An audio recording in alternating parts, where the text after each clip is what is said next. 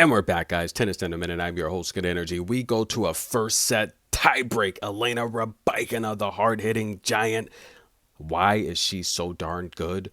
Well, first off, she doesn't lose tiebreaks. That's right. She has a 90% win rate in tiebreaks this season. 90%, 9 out of 10. That's insane. She handles pressure situations better than anyone on tour, guys. The only loss in the tiebreak this season, Petra Kvitova, Miami. But it took 16 freaking points to do it. Petra would win that championship, but it wasn't easy. Rybakina does not lay down, ladies and gentlemen. And how many opportunities did Rybakina have to win that tiebreak?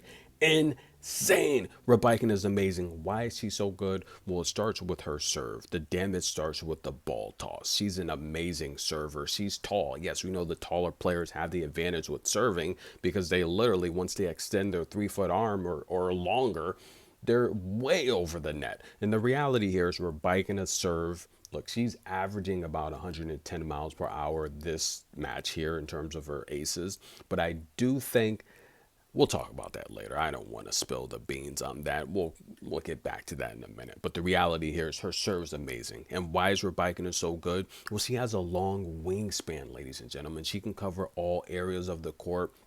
She's a brick wall. It's tough to get anything by her. Once she extends her long arms, her long strides, she can cover and make up ground against any opponent. You better ask Iga Swiatek about Elena Rybakina. Yeah, that nightmare goes back to the juniors. You thought Coco and Iga was a bad matchup. Rybakina Iga is the real bad matchup. But listen, she's got good spin. Rybakina's spin is underrated. She can reset the rally against anyone. And she's so powerful. She can take control of the rally once resetting it with her amazing spin. She defends well, guys. She covers all areas of the court. A lot of opponents try to give her the short ball, but I cover this many times with Rybakina's matches.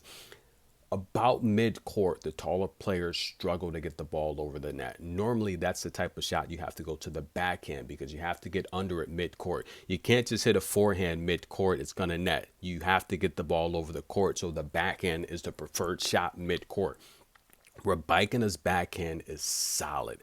You can tell she's practiced that shot many times, thousands of times, guys. It takes 30 minutes doing something every day for 5 years to become an expert.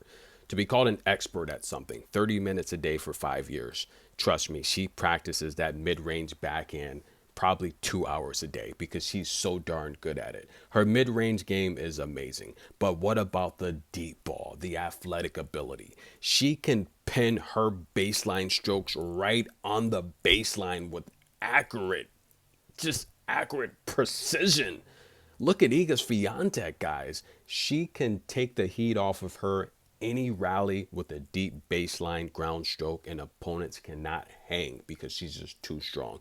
But in terms of her athletic ability, I'll be honest with you guys. If she played basketball, I heard somewhere about she tried basketball for a little bit, volleyball.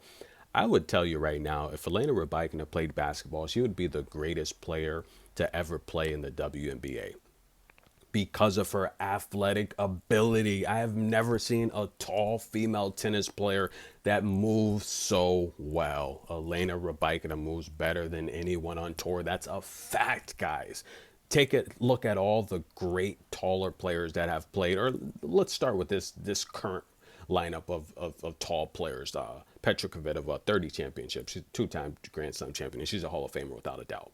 Karolina Pliskova. But listen, none of those players have the athletic ability of Elena Rybakina. I'm telling you guys, she is solid. And she takes the first set here. She does it with an ace.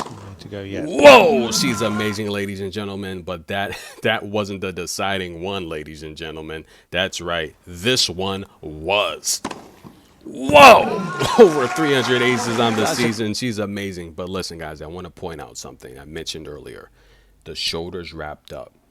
Having already surpassed her ace total of last year, can she hold up? That's the main question. Tennis in a minute. Stay tuned for more tennis coverage. We're headed towards the second set. Can Donna Vekic force a third? I wouldn't count her out. Donna Vekic has a fastball, ladies and gentlemen.